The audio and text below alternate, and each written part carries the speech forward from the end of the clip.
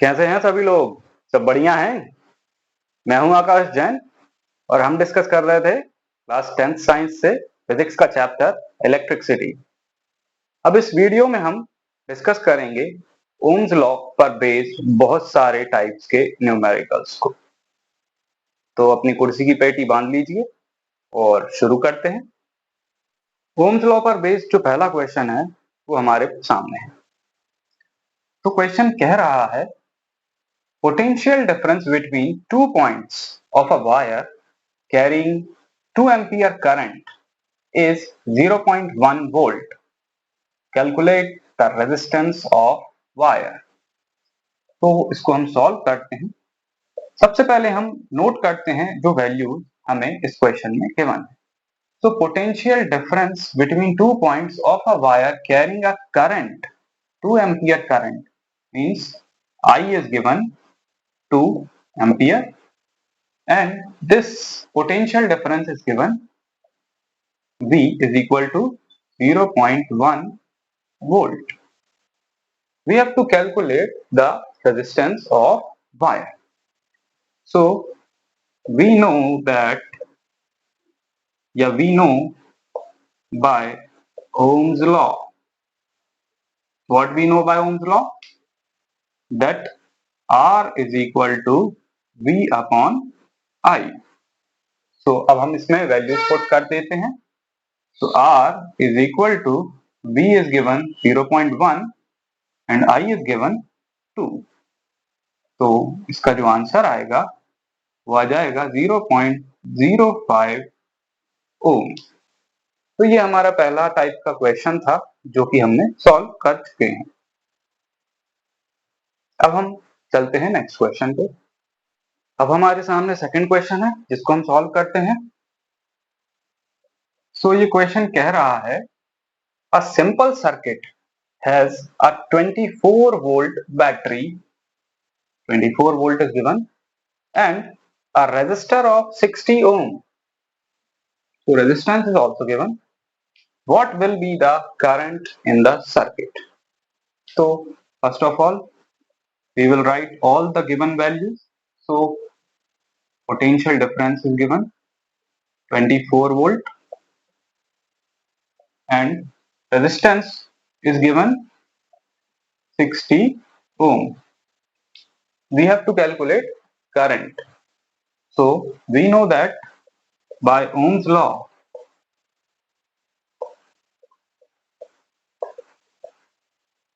what we know that I is equal to V upon R.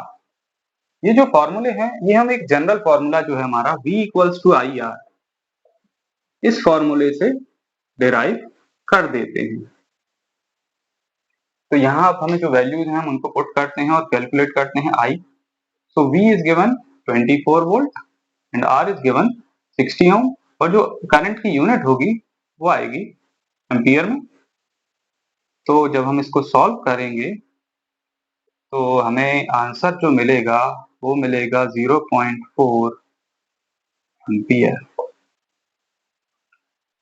Next type का question जो है वो अब हमारे बोर्ड पर है। चलिए इसको सॉल्व करते हैं। तो क्वेश्चन क्या कह रहा है, an electric ion draw a current of 3.4 ampere from a 220 volt supply.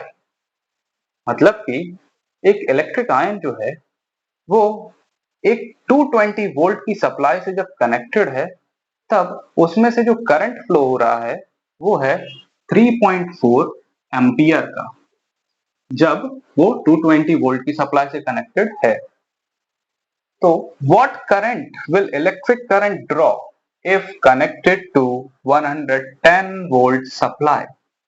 तो अगर यही इलेक्ट्रिक आयन किसी 110 वोल्ट की सप्लाई से कनेक्ट किया जाए तब उस इलेक्ट्रिक आयन से कितना करंट फ्लो होगा, हमें ये फाइंड करना है। तो चलिए इसको फाइंड करते हैं। तो यहां हम इसको दो केसेस में डिवाइड कर लेंगे। फॉर एग्जांपल फर्स्ट केस जो है इसमें करंट जो दिया है इसको हम सपोज कर लेंगे I1, जो कि दिया है 3.4 एम्पियर, और जो इस केस में पोटेंशियल डिफरेंस दिया है उसको हम सपोज करेंगे V1, जो कि है 220 वोल्ट। अब बात करते हैं कि इस इलेक्ट्रिक आयन का रेजिस्टेंस कितना होगा। So we know by Ohm's law that R is equal to V upon I. So this is the first case. So V1 upon I1.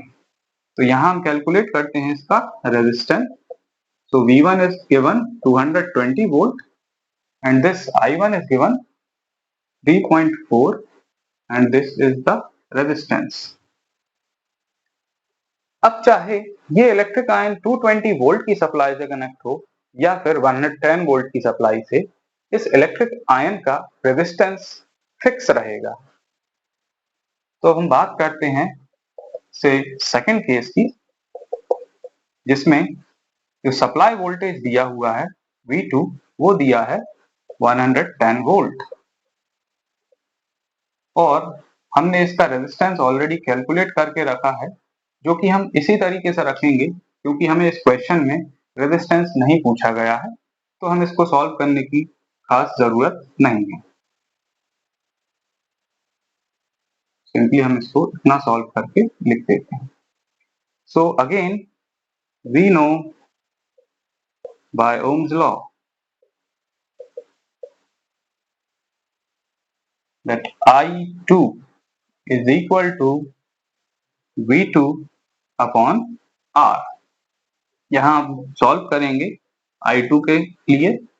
So V2 is given 110 and R is given this 2200 divided by 34. So I2 here we get is 110 multiplied by 34 divided by 2200, and this will be 20 times this, 10 times, 17 times, and ultimately 0 से नीचे है तो हम यहाँ ऊपर एक decimal लगा देंगे और हमारा करंट जो आएगा वो आ जाएगा 1.7 एम्पियर। चलिए अगला क्वेश्चन हमारे बोर्ड पर है।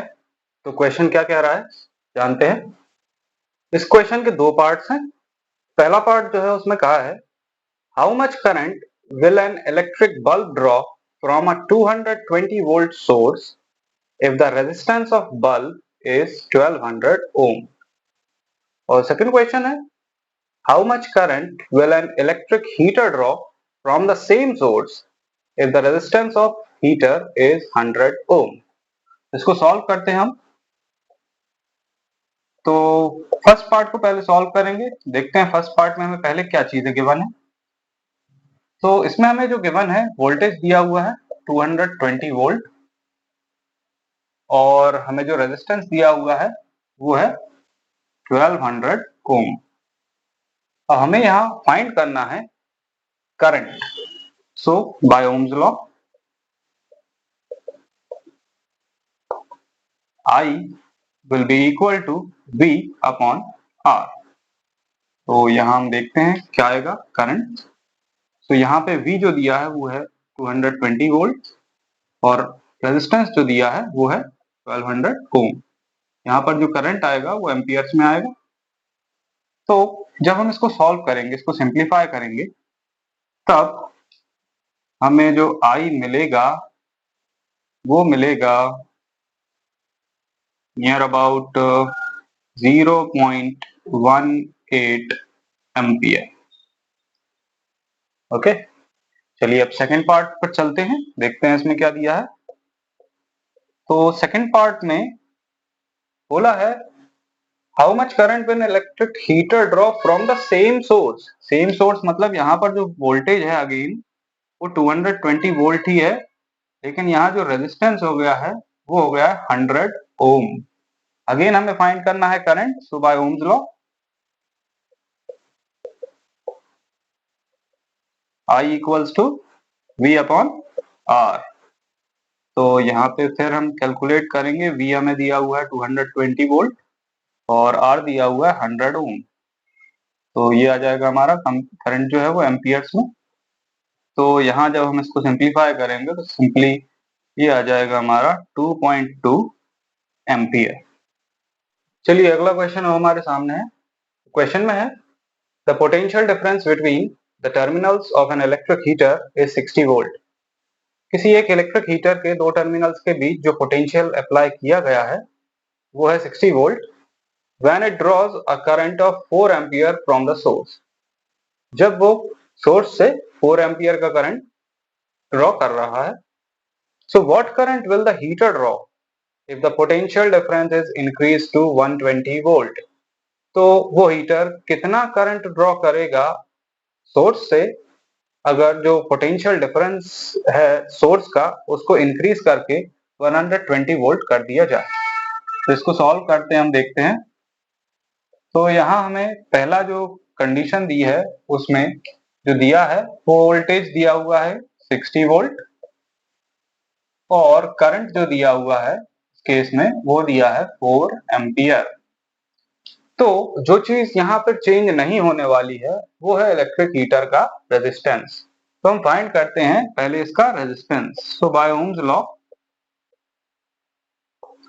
R is equal to V by I और यहाँ हम रेजिस्टेंस फाइंड करेंगे। यहाँ V और I की वैल्यू पुट करते हैं। सो V दिया है हमें 60 वोल्ट और I दिया है 4 एम्पियर। तो यहाँ पर हमारा आंसर आएगा तो जो रेजिस्टेंस आ जाएगा वो आ जाएगा 15 ओम।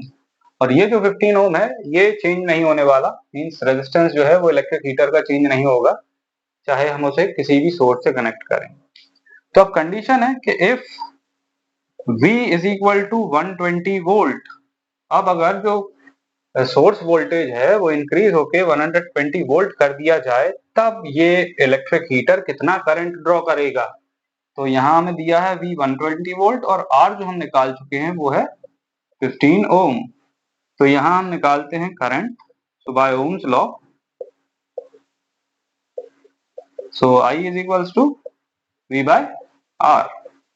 तो यहाँ I हम कैलकुलेट करते हैं। V दिया हुआ है हमें 120 वोल्ट और R दिया है 15 ओम। तो ये जब सॉल्व होगा तब आंसर आएगा 8 एम्पियर। अगला क्वेश्चन अब जो है हमारे सामने वो है resistance of a metal wire of length 1 metre is 26 ohm. कोई एक मेटल का वायर है जिसकी लेंथ हमें 1 मीटर दी है और उसका रेजिस्टेंस जो दिया है वो है 26 ओम एट 20 डिग्री सेल्सियस। ठीक है। So if the diameter of wire is 0.3 mm, अगर उस वायर का जो डायमीटर है वो 0.3 mm दिया है, इसका मतलब जो है तो वायर जो है वो सिलेंड्रिकल शेप का है तो उसका डायमीटर हमें दिया है।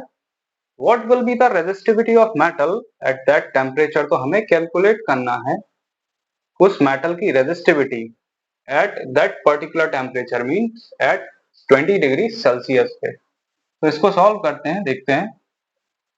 तो यहाँ हमें जो गिवन है उसको हम नोट डाउन करते हैं। सो रेजिस्टेंस दिया हुआ है हमें 26 ओम, लेंथ जो दी हुई है हमें वो दी है 1 मीटर और टेम्परेचर का हमें कुछ करना नहीं है इसमें, और डायमीटर जो हमें दिया है इसमें वो दिया है 0.3 mm। इसको हम कन्वर्ट करेंगे मीटर में तो ये आएगा 3 इंटू 10⁻⁻⁴ मीटर, या फिर हम इसको रेडियस निकालेंगे तो ये आ जाएगा 1.5 इंटू 10⁻⁻⁴ मीटर। क्योंकि रेडियस जो होती है वो डायमीटर का हाफ होती है तो हम 3 का हाफ करेंगे तो आएगा 1.5 और ये हमारा वैल्यू आ जाएगा ना। हमें कैलकुलेट करना है रेजिस्टिविटी, तो हम रेजिस्टिविटी का फॉर्मूला लगाएंगे इसमें।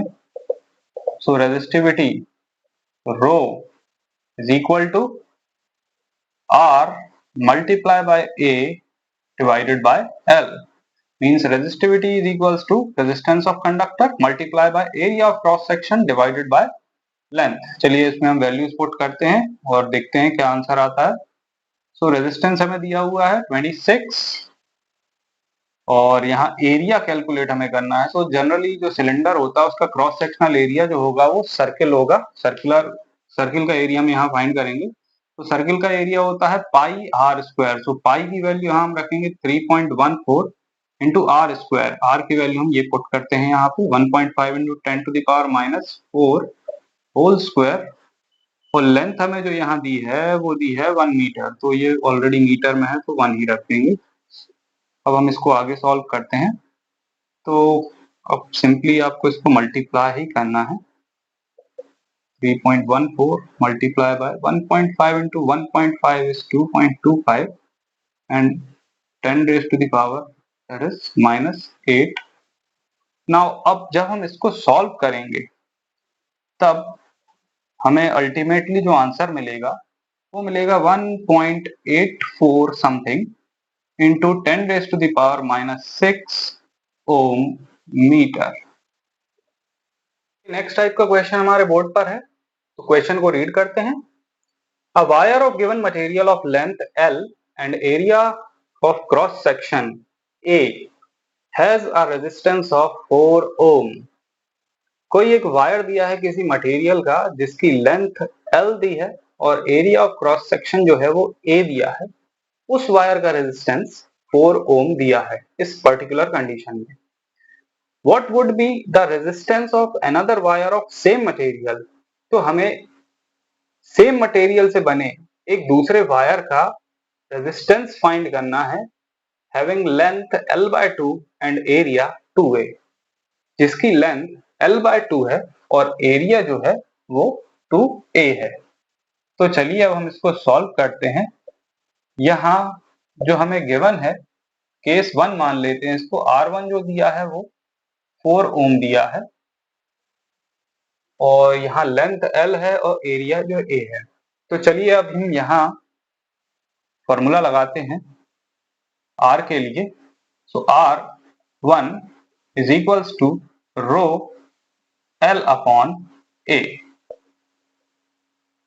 ठीक है, ये हमारा फॉर्मूला हो गया रेजिस्टेंस के लिए, जिसमें रेजिस्टिविटी, लेंथ और एरिया तीनों को रिलेट किया गया है। अब हम बात करते हैं सेकंड वायर की। यहाँ पर इस R1 की वैल्यू जो दी है, अल्टीमेटली सबकी वैल्यू दी है वो 4 ओम है। ठीक है, अब चलिए हम बात करते हैं सेकंड वायर की, जिसकी लेंथ जो है वो L/2 है और एरिया जो है वो 2a है। तो से इसको हम नाम देते हैं R2।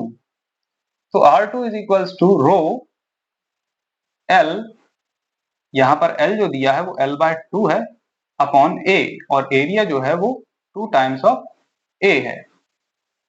तो यहाँ हम देखें कि रेजिस्टिविटी जो है वो मटेरियल सेम है, तो जो रेजिस्टिविटी दोनों केसेस में होगी वो सेम होगी। तो हम इसको सॉल्व करते हैं जरा और देखते हैं क्या आता है। तो रेजिस्टिविटी को हम अभी लिख लेते हैं, ये L/2 और 2, तो ये जो आएगा यहाँ से आ जाएगा L upon 4 times of A। इस 4 को हम कॉमन ले लेते हैं, से ये हो जाएगा रो बाय 4 और L अपॉन A। अब हम यहाँ इस फर्स्ट पार्ट से देखें कि रो L अपॉन A की जो वैल्यू है वो है 4 ओम। तो यहाँ हम रो L अपॉन A की वैल्यू जो है वो रख देंगे 4 ओम। तो यहाँ R2 की वैल्यू जो है वो आ जाएगी 1/4 into rho L upon A, ये रख देंगे हम 4 ओम। तो ये यहाँ 4 ओम आ जाएगा। अल्टीमेटली ये सॉल्व होगा तो हमें जो R2 है वो मिल जाएगा 1 ओम। मीन्स जो नया वायर जिसकी लेंथ L/2 और एरिया 2 टाइम्स ऑफ A था, उस वायर का जो रेजिस्टेंस अब आया है वो आया है 1 ओम। नेक्स्ट टाइप का क्वेश्चन अब हमारे सामने है, तो क्वेश्चन को रीड करते हैं। A copper wire of length 2 metre and area of cross section 1.7 into 10 raised to the power -6 meter square has a resistance of 2 into 10 to the power -2 ohm। Calculate the resistivity of copper। तो इस question में हमें copper की resistivity find करना है और बाकी जो पैरामीटर्स हैं वो हमें क्वेश्चन में दिए हैं, तो इनको हम चलिए नोट करते हैं पहले। तो यहाँ जो हमें कॉपर वायर की लेंथ दी है वो दी हुई है 2 metre. Area of cross section भी दिया हुआ है 1.7 multiply by 10 raise to the power minus 6 metre square, और रेजिस्टेंस भी दिया हुआ है इसका, जो कि है 2 into 10 raise to the power minus 2 ohm. हमें कैलकुलेट करना है रेजिस्टिविटी ऑफ कॉपर। तो हम चलिए रेजिस्टिविटी का फॉर्मूला अप्लाई करते हैं। तो रेजिस्टिविटी का जो फॉर्मूला होता है rho, that is equal to R multiply by A divided by L. चलिए हम यहाँ वैल्यूज पुट करते हैं। सो यहाँ रेजिस्टेंस की जो वैल्यू है वो है 2 multiply by 10 raise to the power minus 2। Area जो दिया है वो दिया है 1.7 into 10 raise to the power minus 6 and divided by length जो दी है हमें 2 मीटर। और रेजिस्टिविटी को जो यूनिट होती है वो होती है ओम मीटर। चलिए हम इसको सॉल्व करते हैं। तो इसको सॉल्व करना तो बहुत ही इजी है। तो ये सीधा आंसर ही आ गया है 1.7 multiply by 10 raise to the power, ये -2 और -6 हो जाएगा -8 ओम मीटर। तो ये कॉपर की रेजिस्टिविटी आ चुकी है। अगले टाइप का क्वेश्चन जो है वो हमारे सामने है, तो क्वेश्चन को रीड करें। A copper wire has a diameter of 0.5 mm and resistivity of 1.6 into 10 raised to the power minus 8 ohm meter। एक कॉपर वायर है जिसका डायमीटर दिया है 0.5 mm और उस कॉपर वायर की रेजिस्टिविटी जो दी है वो है 1.6 into 10 raised to the power minus 8 ohm meter। So what will be the length of wire to make its resistance 10 ohm? तो हमें इस वायर की कितनी लेंथ चाहिए होगी कि उस वायर का रेजिस्टेंस 10 ओम हो जाए। तो चलिए इसको अब हम देखते हैं क्वेश्चन में क्या गिवन है। इस क्वेश्चन में हमें गिवन है डायमीटर। डायमीटर हमें दिया है 0.5 mm, या फिर इसको हम लिख सकते हैं 5 multiply by 10 raise to the power 4 metre. यहां से हम r निकाल लेते हैं, तो रेडियस हो जाएगी इसकी half, that means divided by 2 metre. तो ये आएगी 2.5 into 10 raise to the power minus 4 metre. चलिए ये रेडियस निकाल ली। इस क्वेश्चन में और गिवन है रेजिस्टिविटी गिवन है। सो रो ये दिया हुआ है 1.6 into 10 raise to the power minus 8 ohm metre, और लास्टली हमें इसमें दिया है इसका रेजिस्टेंस जो है 10 ओम। यहाँ रेजिस्टेंस हमें इसका बनाना है, ठीक है। तो लेंथ रिक्वायर्ड कितनी है, हमें लेंथ फाइंड करनी है। यहाँ हमें रेजिस्टिविटी दी हुई है तो हम यहाँ फॉर्मूला यूज करेंगे, वो रेजिस्टिविटी का यूज करेंगे। So resistivity rho is equal to resistance multiply by area divided by length of wire. तो यहाँ हमें लेंथ ऑफ वायर फाइंड करनी है, तो हम यहाँ L को कैलकुलेट करेंगे। So R multiply by A divided by rho. Okay, तो अब यहाँ हम कैलकुलेट करते हैं, वैल्यूज पुट करते हैं। तो रेजिस्टेंस हमें बनाना है 10 ओम। ओके, एरिया, अब यहाँ डायमीटर दिया है, इसका मतलब है ये जो वायर है ये सिलिंड्रिकल शेप में है, तो इसका क्रॉस सेक्शनल एरिया जो होगा वो होगा एरिया ऑफ सर्किल। तो यहाँ हम रखते हैं pi r square and divided by rho. So resistivity हमें दी है 1.6 into 10 raise to the power minus 8। Okay, आगे चलते हैं, इसको सॉल्व करते हैं। तो यहाँ हम रेडियस की वैल्यू पुट करेंगे this. So 10 multiply by pi की वैल्यू हम पुट करते 3.14 इंटू रेडियस दी हुई है 2.5 into 10 raise to the power minus 4 whole square and divided by resistivity हमें दी है 1.6 into 10 raise to the power minus 8। Okay, चलिए इसको जब हम आगे सॉल्व करेंगे, अल्टीमेटली जब हम इसको पूरा सॉल्व कर लेंगे, तो ये 10 मल्टीप्लाई बाय 3.14 हो जाएगा 31.4 मल्टीप्लाई बाय 2.5 का स्क्वायर अगर हम करें तो वो आएगा 6.25, तो यहाँ 10 to the power -4 का स्क्वायर आ जाएगा 10 raised to the power -8 divided by 1.6 into 10 raised to the power -8। चलिए ये तो कैंसिल हो चुका है। अब यहाँ बाकी जो वैल्यूज बची हैं, जब हम इनको सॉल्व करेंगे तब हमें जो लेंथ मिलेगी वो मिलेगी नियर अबाउट 122.65 मीटर। तो इतनी लेंथ का जो कॉपर वायर है जब हमारे पास होगा जिसकी resistivity 1.6 into 10 raise to the power -8 ohm metre हो और जिसका जो डायमीटर है वो 0.5 mm हो, तब जाकर उस वायर का रेजिस्टेंस जो है वो 10 ओम होगा। अगले टाइप का क्वेश्चन हमारे सामने है। क्वेश्चन बहुत छोटा सा है, इसको पढ़ते हैं। A 6 ohm resistance wire is doubled up by folding। कोई एक रेजिस्टेंस वायर दिया है कोई फिक्स लेंथ और एरिया का जिसका रेजिस्टेंस 6 ओम है, उस रेजिस्टेंस वायर को हमने फोल्ड करके डबल कर दिया है। Okay, so calculate new resistance of wire. तो जो अब हमने इस वायर को फोल्ड करके जो नया वायर फॉर्म किया है उसका हमें न्यू रेजिस्टेंस फाइंड करना है।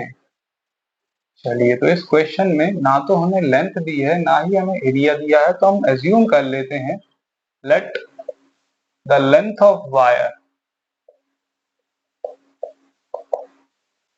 Is equals to L and area of cross section या एरिया ऑफ वायर में लिख देता हूं उसको डायरेक्टली। ये हमने एज्यूम कर लिया है कि A है और इस क्वेश्चन में हमें जो गिवन है वो रेजिस्टेंस गिवन है जो कि है 6 ओम पहले से। चलिए, तो यहां हम देखते हैं कि आर एल और अपन ए में जो है रिलेशन वो क्या है। So R is equals to rho L upon A. ठीक है, यहाँ पर रो जो है वो सेम रहेगा क्योंकि इसी वायर को हमने फोल्ड करके एक न्यू वायर फॉर्म किया है जस्ट। तो इस केस में हमने ले लिया है कि जो R1 है सपोज से पहले केस में वो ये आ रहा है जो कि है 6 ओम। ठीक है, चलिए यहाँ क्वेश्चन के अकॉर्डिंग हम अगर आए तो जो न्यू लेंथ होगी जब हम इस वायर को फोल्ड करके डबल करेंगे तो इसकी जो लेंथ होगी वो हो जाएगी L/2, क्योंकि इसको फोल्ड किया हमने हाफ, तो इसकी न्यू लेंथ हो जाएगी L/2 और जो इसका न्यू एरिया होगा वो पुराने एरिया के डबल हो जाएगा, मींस 2A हो जाएगा। तो इस केस में देखते हैं इसका रेजिस्टेंस क्या होगा। सो R2 लिखते हैं अगेन। तो ये होगा रो L अपॉन A। सो यहाँ L दिया है L/2 और एरिया जो है वो हो जाएगा 2 टाइम्स ऑफ A। इसको चलिए सिंप्लीफाई करते हैं। तो R2, यहाँ मैं रो फिर से बोल रहा हूं कि जो वायर था वो सेम मटेरियल का है तो यहाँ जो रेजिस्टिविटी है वो सेम ही रहेगी। तो यहाँ L/2 और दिस, तो ये आ जाएगा रो अपॉन 4 और यहाँ आएगा L अपॉन A। अब यहाँ हम देखें कि रो L अपॉन A जो है इसकी वैल्यू दी हुई है हमें 6 ओम। तो यहाँ हम इसमें पुट करते हैं। चलिए, तो R2 is equals to rho L upon A की वैल्यू जो है वो दी है 6 ओम। तो ये मैंने पुट कर दी 6 ओम एंड डिवाइडेड बाय 4। तो यहाँ जो न्यू रेजिस्टेंस आएगा वो आ रहा है 1.5 ओम।